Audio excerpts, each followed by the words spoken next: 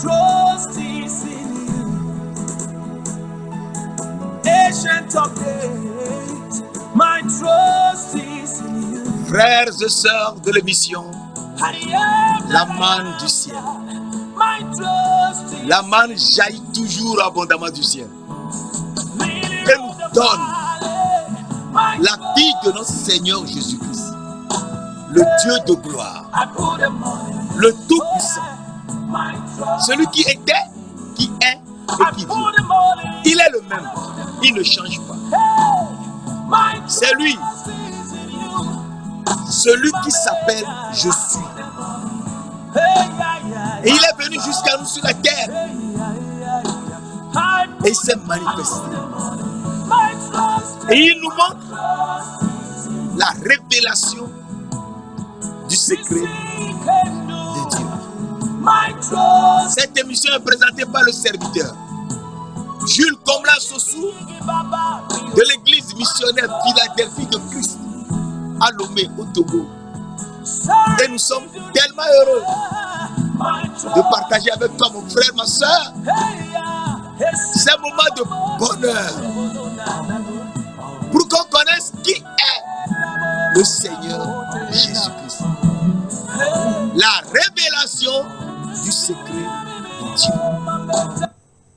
La révélation du secret de Dieu nous permet de connaître qui est le Seigneur Jésus-Christ. Nous avons vu précédemment que c'est lui le Père éternel. Et le Père éternel, eh bien, c'est lui qui est le Dieu puissant. Et c'est lui qui est le prince de la paix. C'est lui qui possède la domination. Et donc, il est venu sur cette terre, s'est révélé, et il veut nous donner la domination. Mes frères, mes sœurs, il faut savoir que le Seigneur Jésus-Christ est celui-là seul qui a la domination. Ésaïe 9, verset 5 nous dit, un enfant nous est né, un fils nous est donné, et la domination reposera sur son épaule. On l'appellera admirable, conseiller, Dieu puissant, Père éternel, prince de la paix. Et donc, le Père éternel est cet enfant qui est né. L'enfant qui est né d'une jeune fille vierge, une jeune fille vierge, a enfanté, et cet enfant est le Père éternel. Ésaïe 7, verset 14 et 15 nous dit, la jeune fille deviendra enceinte et elle enfantera un fils. On lui donnera le nom d'Emmanuel, Dieu avec nous. Il mangera la crème et le miel. La crème, c'est-à-dire le lait et le miel. Et donc, c'est cet enfant qui nous indique où il sera né. Il sera né dans le pays où coule le lait et le miel, qui est le pays de Canaan et le pays de Héth. Et il est venu sur cette terre. Et c'est lui qui est Je suis. Mes frères, mes sœurs. C'est lui Je suis. Et Je suis, il le montre à Moïse. À Moïse. Nous avons vu précédemment qu'il jure par lui-même. Et en jurant par lui-même, il a montré à Abraham, en lui disant, je le jure par moi-même, parole de l'Éternel. Et nous avons vu que dans Hébreux 6, verset 13, comme il n'y a personne de plus grand que lui, il jure par lui-même. Hébreux 6, verset 13. Et donc c'est lui Je suis. Et Je suis, il montre à Moïse. Et Moïse, sur le mont Horeb, l'ange de l'Éternel s'est montré à Moïse dans un buisson en feu. Et L'Éternel lui dit, mais c'est l'ange de l'Éternel qui est en même temps l'Éternel. Et Dieu l'appela du milieu du feu et lui dit, Moïse, Moïse. Et il répondit, me voici. Et Dieu lui dit, je suis celui qui suis. Je suis le Dieu d'Abraham, le Dieu d'Isaac et le Dieu de Jacob. Je suis celui qui s'appelle je suis. C'est lui qui m'envoie. Exode 3, versets 14 et 15. Je suis le Dieu d'Abraham, le Dieu d'Isaac et le Dieu de Jacob. Je suis est mon nom pour l'éternité. C'est mon nom de génération en génération. Et donc nous comprenons que Dieu, qui est l'éternel et qui est l'ange de l'éternel, s'appelle je suis. Et l'ange de l'Éternel est venu chez nous ici, sur la terre. Sur cette terre. Et s'est manifesté en tant que la parole de Dieu. Dans la parole était la vie. En la parole était la vie. Et la vie était la lumière des hommes. Et donc, Jean verset 4, où Dieu nous parle ainsi, nous comprenons que c'est dans la parole de Dieu qu'il y a la vie. Et cette vie qui est dans la parole, c'est cette vie-là qui est le pain de vie.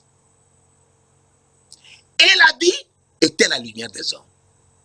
Et donc, pour demeurer lumière sur cette terre, il nous faut boire l'eau de vie et que nous soyons totalement lumière. Mes frères, mes sœurs, il faut qu'on connaisse ces parties de la révélation. Alors, Jean 1, verset 14 nous dit, là-bas, Jean 1, verset 14 nous dit, en la parole était la vie, et la vie était la lumière des hommes. Alors, dans Jean 1, verset 14, la parole a été faite chair. Et elle a vécu parmi nous, pleine de grâce et de vérité. Et Jean 1, verset 17 nous dit, Moïse nous a donné la loi. La grâce et la vérité sont venues par Jésus-Christ. Donc, Jésus-Christ est la parole qui a été faite chair et qui a habité parmi nous, pleine de grâce et de vérité. Et donc, la parole qui était avec Dieu, qui est l'âme de Dieu, est venue jusqu'à nous. Oui, la parole, c'est l'âme de Dieu. Et l'âme de Dieu, c'est Dieu lui-même, le Père. Et Dieu le Père, c'est l'Esprit de Dieu. Mes frères, mes sœurs, il faut qu'on fasse très attention. Parce que la parole de Dieu nous avait dit précédemment, dans Ésaïe 6, verset 3 à 5, Saint, Saint, Saint, s'écriaient les séraphins. Et que l'Éternel des armées, toute la terre était remplie de sa gloire. Verset 5. Et mes yeux ont vu le roi, l'Éternel des armées. Donc l'Éternel des armées est le roi grandeur. Alors Apocalypse 4, verset 8 nous dit, les séraphins criaient toujours, Saint, Saint, Saint est le Seigneur Dieu, le Tout-Puissant, celui qui était, qui est et qui vient. Donc, l'Éternel des armées qui est le roi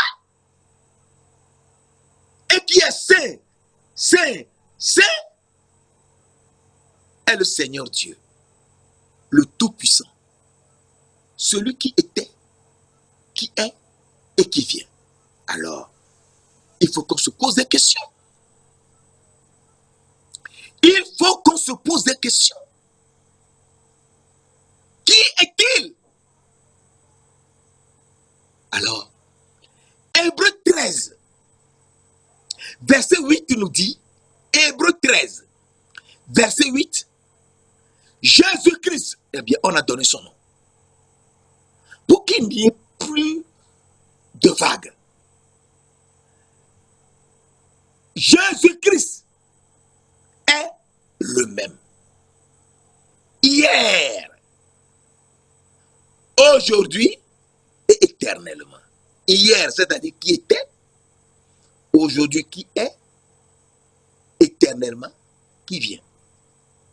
Donc c'est lui qui est saint, est l'éternel, est le Seigneur Dieu, le Tout-Puissant, c'est lui, le Tout-Puissant. Et qui était hier, qui est aujourd'hui et qui vient éternellement. Donc c'est lui qui est le Dieu, le Père éternel. Oui, c'est lui qui est le Père éternel. C'est ce que je venais de te lire dans Ésaïe 9, verset 5. À partir de là, nous savons très bien que c'est de Jésus-Christ qu'on nous parle, qui est le Père éternel, qui est le Dieu puissant, qui est tout, le Seigneur Dieu, le Tout-Puissant, qui était, qui est et qui vient.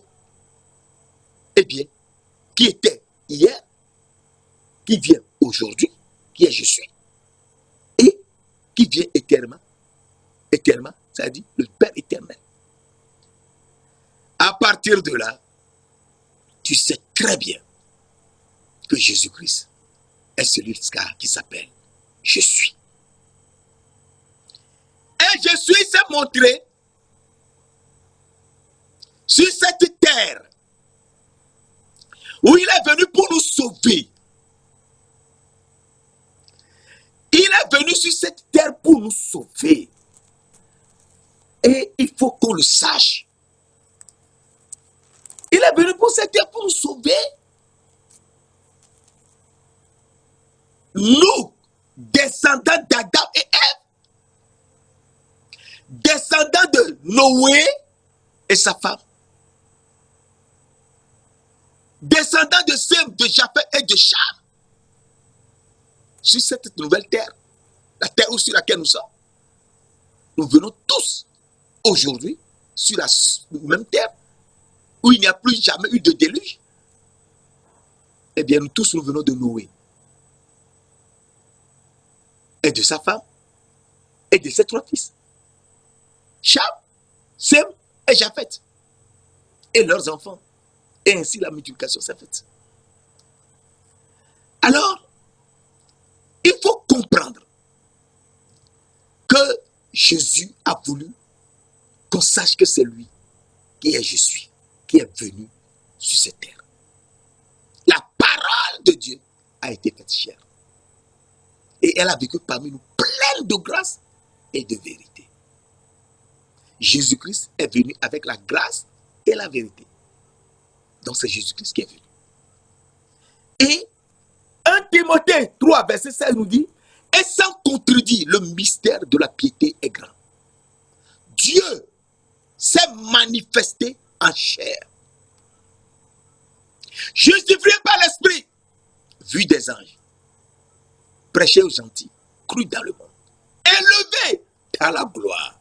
Mais Dieu s'est manifesté en chair. Donc Dieu s'est manifesté en chair pour nous sauver. Pour nous sauver. Alors, pour nous sauver qu'il est venu sur cette terre, il nous montre dans Luc 2, verset 1 à 11, que le temps, pendant qu'ils étaient à Bethléem, il parut un édit du roi César qui demandait à tout le monde d'aller dans sa ville pour se faire enregistrer. Alors, en ce temps-là, parut un édit de César Auguste ordonnant un recensement de toute la terre.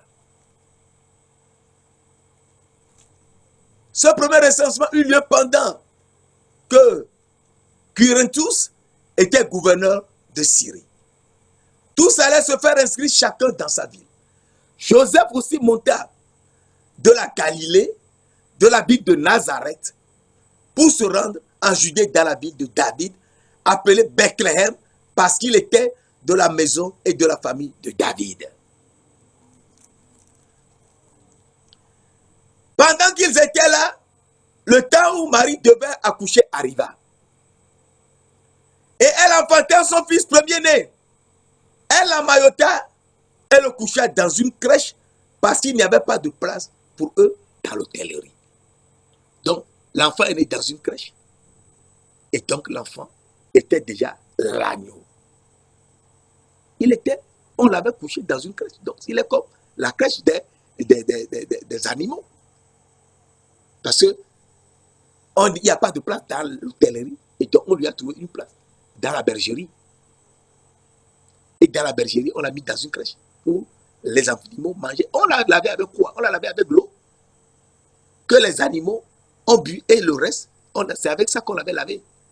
Est-ce que tu sais ça? Il faut le savoir. Et donc, l'agneau de Dieu qui ôte le péché du monde est venu jusqu'à nous. Jean 1, verset 29. Alors, nous lisons verset.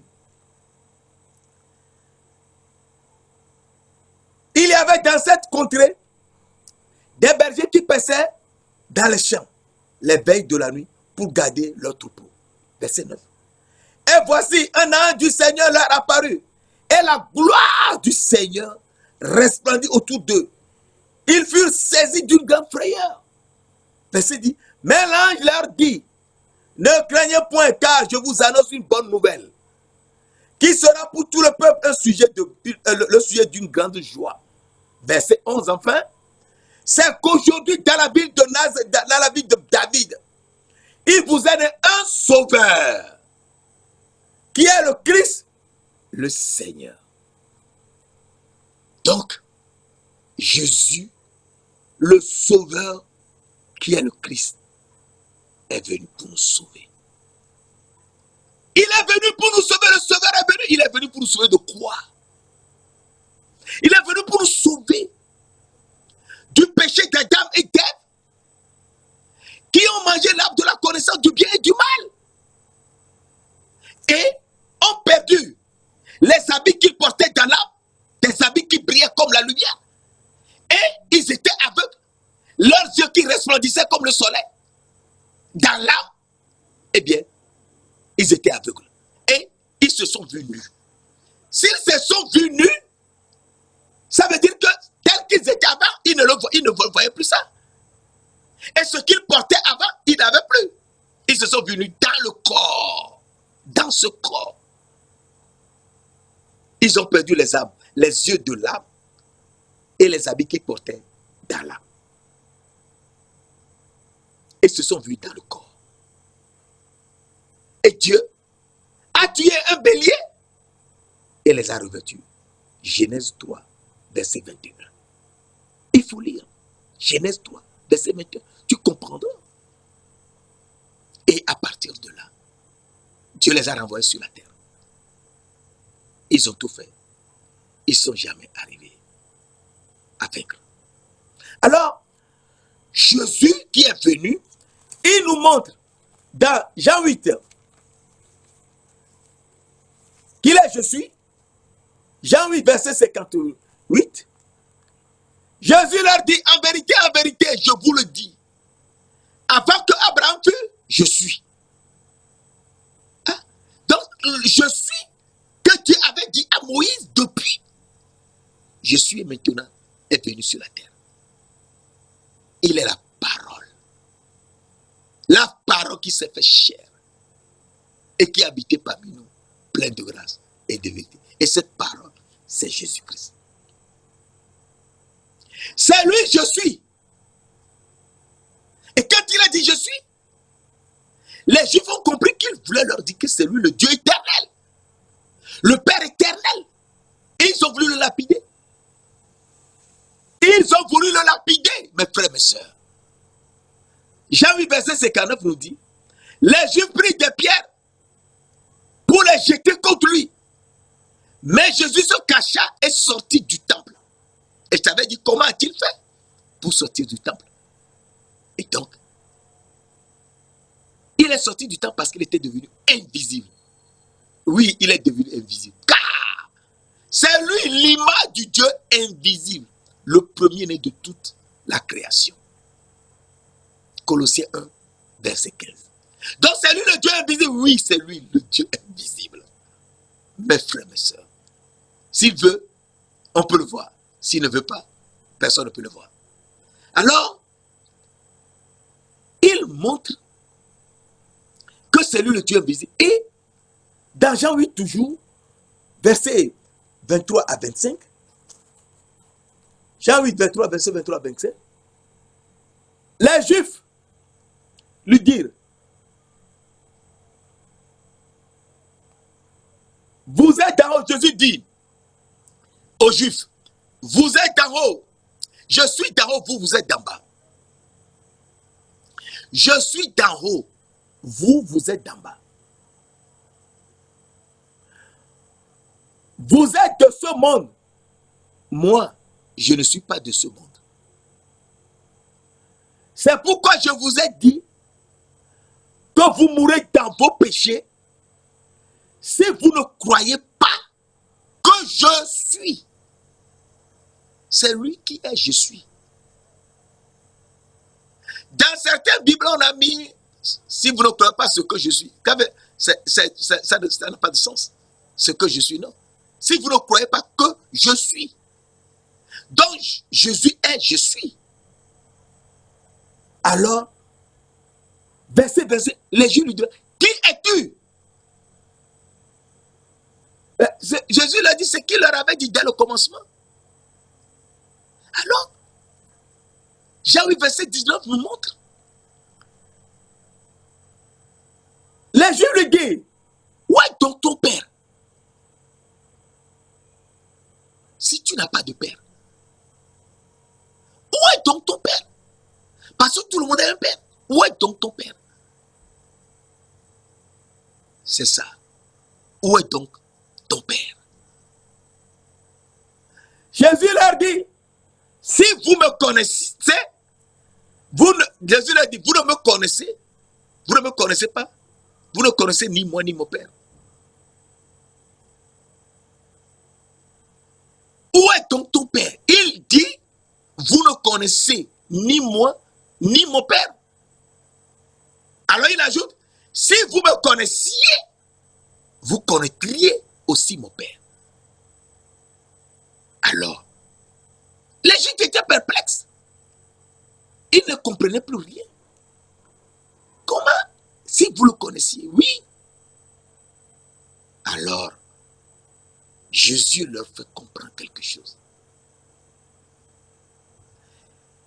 Et ce quelque chose, il faut le savoir. Si vous me connaissiez, vous connaîtriez mon Père. Alors, il montre dans Jean 14, verset 7 à 11, il nous dit, si vous me connaissiez, vous connaîtriez aussi mon Père. Il répète la même chose. Mais cette fois-ci, à ses disciples. Et dès maintenant, vous le connaissez et vous l'avez vu. Ce n'est pas possible. Oui, cette fois-ci. Et dès maintenant, vous le connaissez et vous l'avez vu. Philippe lui demande, Seigneur, montre-nous le Père et cela nous suffit. Jésus lui dit, il y a si longtemps que je suis avec vous et tu ne m'as pas connu, Philippe. Celui qui m'a vu, moi, Jésus, a vu le Père. Comment dis-tu, montre-nous le Père? Ne crois-tu pas que je suis dans le Père et que le Père est en moi? Donc je suis l'âme du Père et le Père est mon âme. Je suis dans le Père et le Père est en moi. Croyez du moins ça se... Croyez-moi. Je suis dans le Père et le Père est en moi. Croyez du moins à cause de ses œuvres. Alors, il montre clairement que c'est lui le Père. Oui. C'est pour cela. Il nous dit, dans Jean 10, verset 30, moi et le Père, nous sommes un. Alors les Juifs ont pris les pierres pour le lapider. Alors Jésus leur dit, pourquoi vous cherchez à me lapider? Est-ce pour les bonnes œuvres que je fais? Les Juifs lui disent, ce n'est pas pour une bonne œuvre que nous te lapidons, mais parce que toi qui es un homme, tu te fais Dieu. Alors Jésus leur dit, Jean 10, verset 34, 36, celui que le Père a sanctifié et envoyé dans le monde, vous lui dites, tu blasphèmes, et cela parce que j'ai dit, je suis le Fils de Dieu. Et cela les a calmés, parce qu'il a dit, je suis le Fils de Dieu. Donc, je suis est le Fils de Dieu. Alors, il est le Fils de Dieu. Il faut qu'on le connaisse mieux. Oui, il est le Fils de Dieu. Et donc, s'il est le Fils de Dieu, cela veut dire que c'est lui qui a la puissance de marcher sur l'eau. Oui, c'est lui qui marche sur l'eau. Mon frère, ma soeur, est-ce que tu sais que Dieu de gloire, le Tout-Puissant, c'est lui qui marche sur l'eau? Je te montre un verset très intéressant. Dans Matthieu 14. Matthieu 14. Dans Matthieu 14, le Seigneur de gloire nous montre quelque chose. Matthieu 14,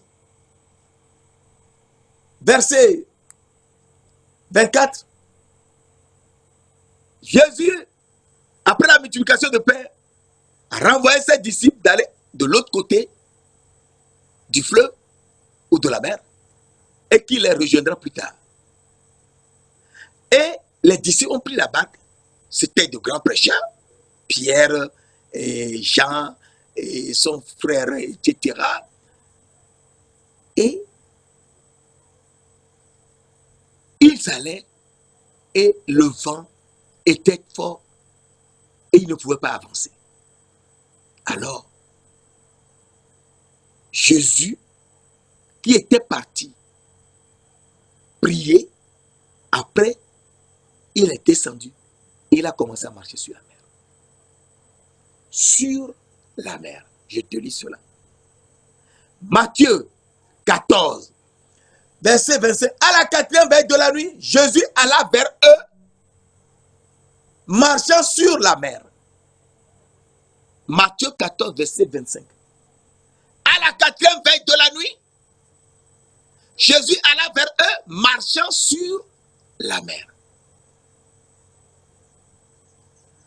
Quand les disciples le virent marcher sur la mer, ils furent troublés et dirent, c'est un fantôme. Et dans leur frayeur, ils poussèrent des cris. Alors, Jésus leur dit aussitôt, rassurez-vous, je suis. Oui, je suis à parler. Dans plusieurs Bibles, on a dit c'est moi, mais il a dit je suis.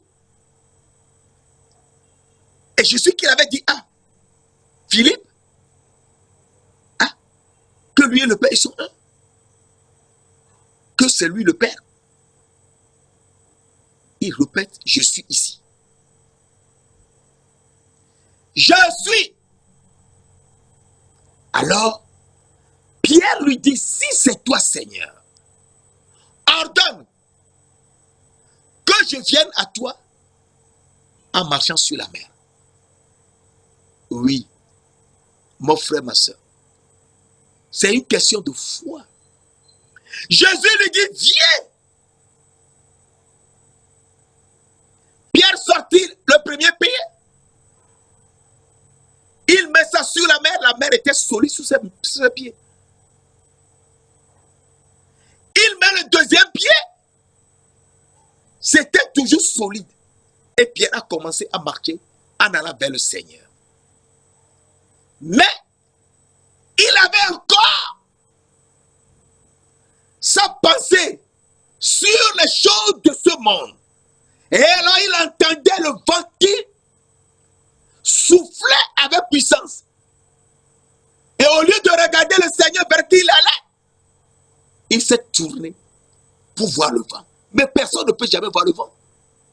Personne ne peut voir le vent. Il s'est tourné, ne regardait plus le Seigneur vers qui il allait. Et il s'est enfoncé. Et il a crié, Seigneur, sauve-moi. Et le Seigneur a marché vers lui a pris la main et l'a sorti de la mer. Et ils sont entrés dans la barque. Alors, il s'est passé quelque chose que je t'ai lu. Matthieu 14, verset 33.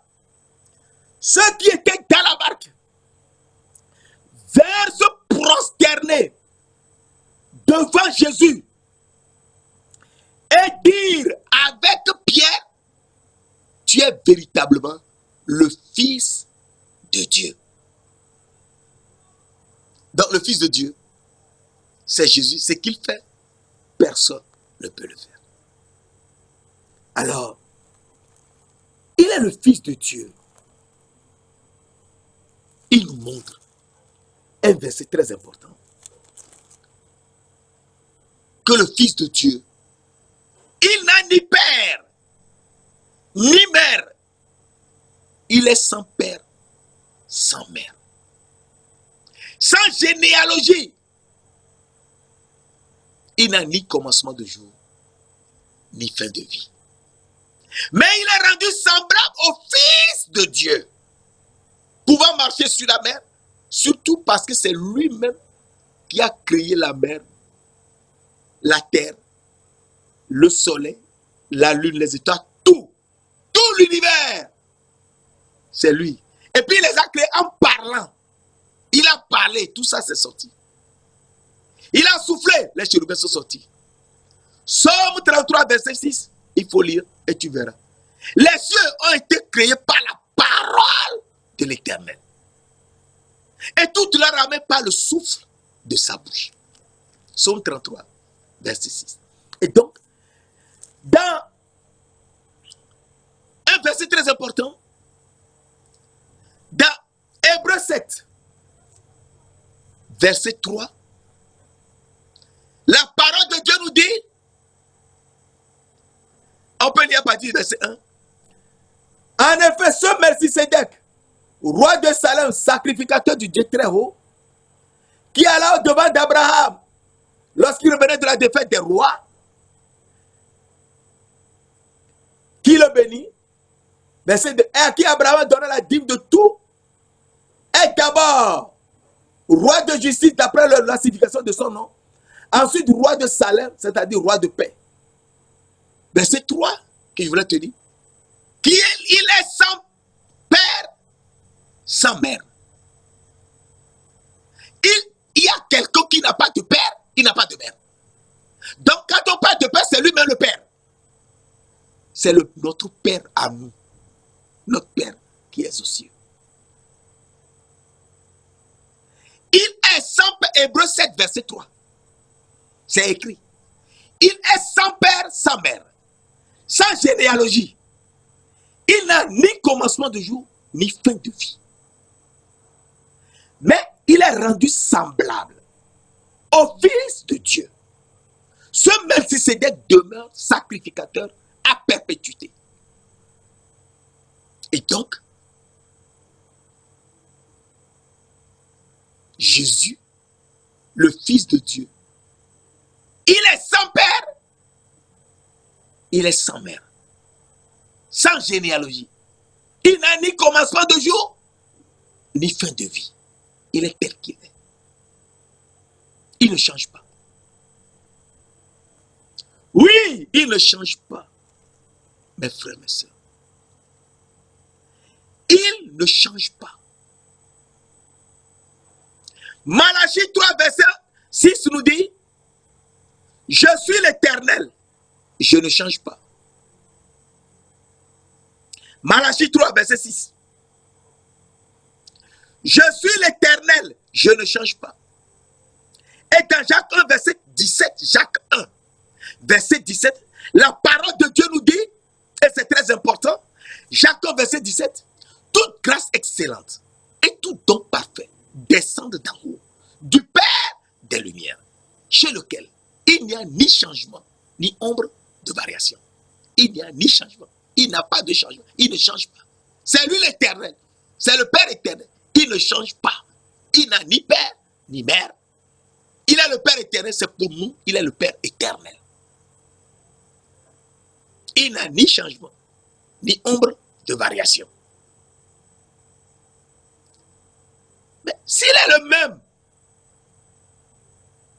donc, c'est lui Qui est d'éternité en éternité, oui. Psaume 102 nous dit, Psaume 102. Nous lisons dans Psaume 102, verset 28. Psaume 102, pour qu'on comprenne bien qui est le Seigneur Jésus-Christ. Psaume 102, verset 28. Mais toi, Tu restes le même. et tes années ne finiront point. Il reste le même. Ces années ne finiront point. Ce n'est pas possible. Oui, c'est possible. Il est le même. Ces années ne finiront point. Et Esaïe nous montre un verset très important. Esaïe nous montre. Esaïe 41, verset 4. Pour nous montrer qu'il est le même, qu'il ne change pas. Esaïe 41, verset 4 nous dit, moi l'Éternel, Je suis le premier et le même jusqu'au dernier jour, jusqu'aux derniers âges. il est le premier, Et il est le même. mais c'est pas possible. Oui, il est le premier, il est le même. C'est ce qui nous confirme dans Esaïe 46, verset 4. Mes frères, mes sœurs, la parole de Dieu est extraordinaire. Et il faut qu'on fasse l'effort pour saisir l'essence de certains mots et nous sommes transformés. Esaïe 46, verset 4 nous dit, jusqu'à votre vieillesse, l'Éternel nous dit, je serai le même. Jusqu'à votre vieillesse, je vous soutiendrai. Je l'ai fait, je veux encore le faire. Ésaïe 46, verset 4. Jusqu'à votre vieillesse, je serai le même. Mais s'il est le même, eh bien, il faut qu'on comprenne Que c'est lui qui est le commencement et la fin. Oui, c'est ce qu'il nous dit. Il est le premier et le même. Donc, il est le premier et le dernier. alors Esaïe 48, verset 12 nous dit, écoute-moi Jacob, et toi Israël que j'ai appelé. C'est moi qui suis le premier. C'est moi également qui suis le dernier. C'est-à-dire le même. Donc, c'est lui l'alpha et l'oméga. Oui, c'est lui l'alpha et l'oméga. Mes frères, mes soeurs. Il nous dit dans Apocalypse 1, Apocalypse 1, verset 8, je suis l'alpha et l'oméga, dit le Seigneur Dieu. Celui qui était, qui est et qui vient, le Tout-Puissant. Donc c'est lui, l'alpha et l'oméga. Le premier et le même, jusqu'au dernier âge. Le premier et le dernier. S'il est le même, eh bien, il nous montre dans Romains 10, verset 12. Romains 10. Nous lisons dans Romains 10, verset 12. Il nous dit quelque chose de tellement intéressant dans Romains 10 qu'on doit lire absolument. Romains 10, verset 12. Car, Romains 10, verset 12. Il n'y a aucune différence en effet, entre le juif et le grec, c'est-à-dire le païen. puisqu'ils ont tous Un même Seigneur. un même Seigneur qui est riche. Pour tous ceux qui l'invoquent. Il faut invoquer le Seigneur Jésus-Christ. C'est le même Seigneur. Il te répondra. C'est lui. Il répond à nous tous. S'il est le même, Eh bien, cela veut dire que c'est lui qui est le même esprit, le même Seigneur, Jésus-Christ, le même Dieu. Oui, ah, ce n'est pas possible. Oui, c'est possible. Alors, la parole de Dieu nous dit, dans 1 Corinthiens 12, 1 Corinthiens 12, verset 3 à 6. C'est pourquoi je vous déclare que nul, s'il parle par l'Esprit de Dieu, ne dit Jésus-Christ est anathème. Et que nul ne peut dire Jésus-Christ est le Seigneur si ce n'est pas le Saint-Esprit. Tu ne peux jamais dire Jésus-Christ est Seigneur, est le Seigneur, si ce n'est pas le Saint-Esprit. Ou tu le dis en ne sachant même pas ce que tu dis. Mais toi, qui dis Jésus-Christ est Seigneur, le Seigneur, l'Esprit de Dieu, t'a complètement inondé et te couvre. Et tu le suis pour la vie éternelle.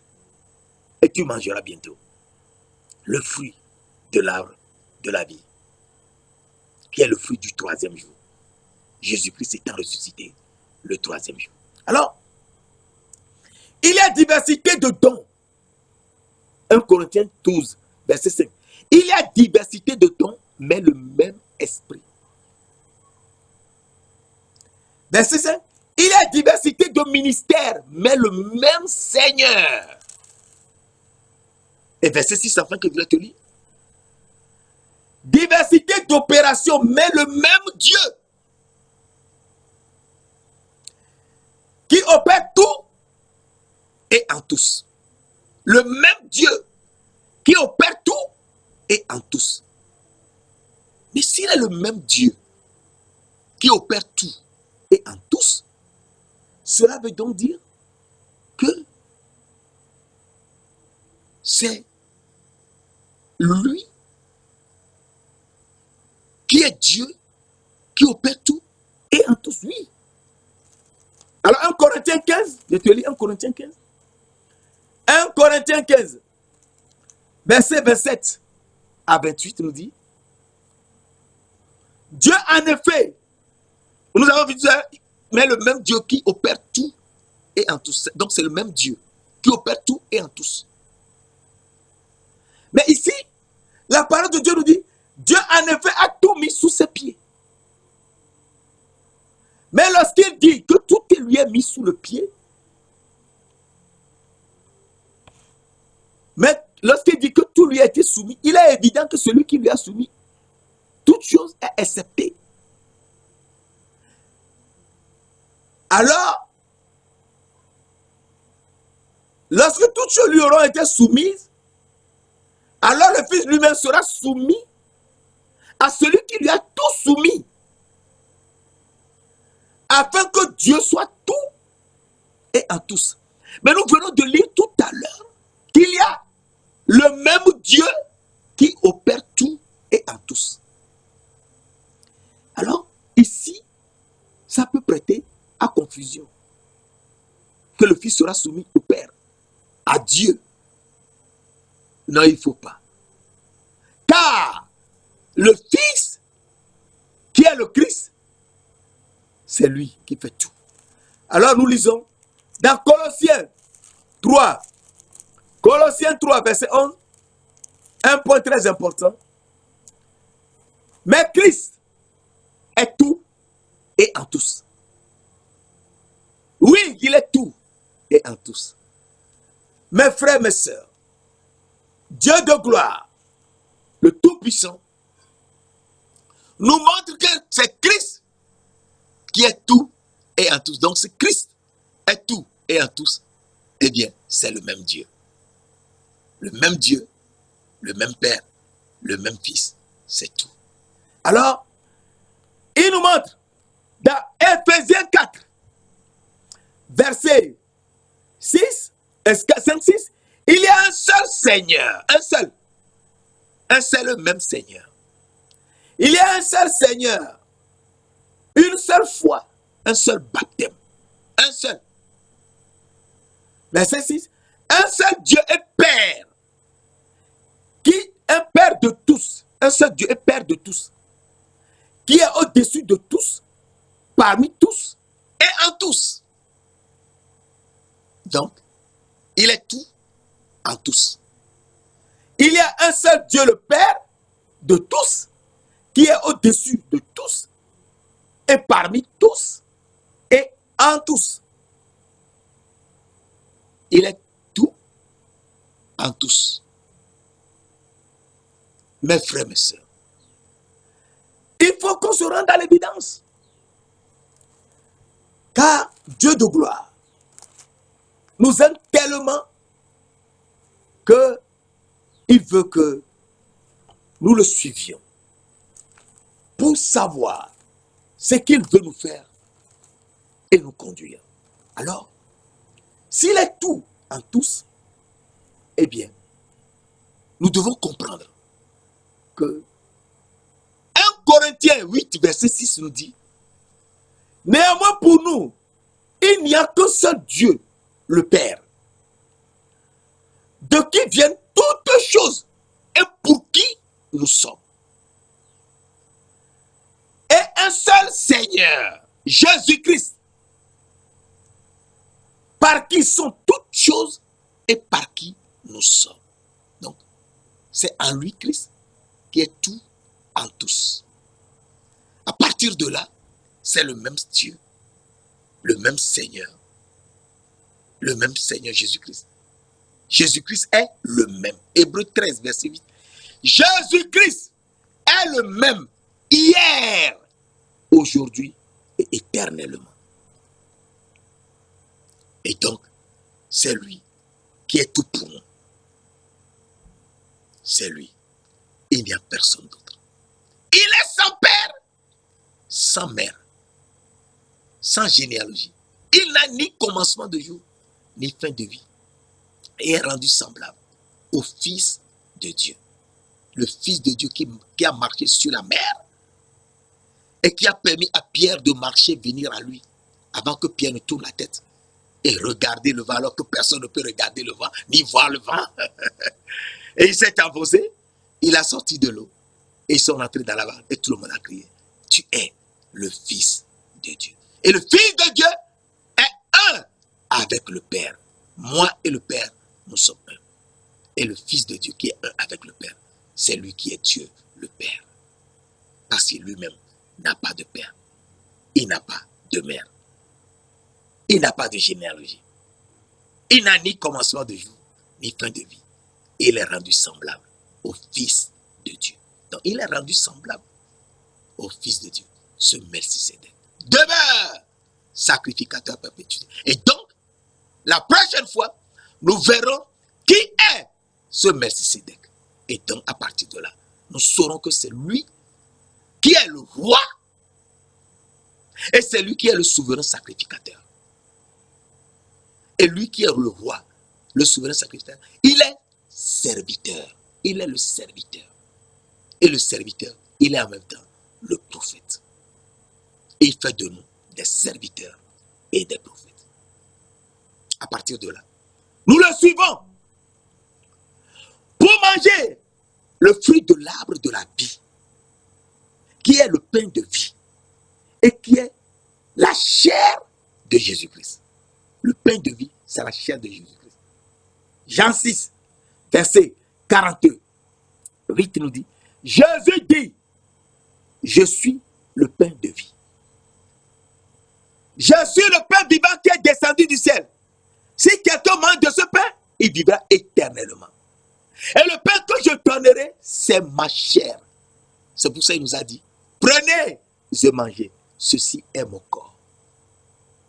Mais ceci est mon corps, il nous dit, dans Luc 22, verset 19, prenez et mangez. Ceci est mon corps. Faites ceci en mémoire de moi. En mémoire de lui, c'est-à-dire, il faut qu'on se souvienne que c'est lui qui est le roi et le sacrificateur. Melchisédek. Nous le verrons la prochaine fois.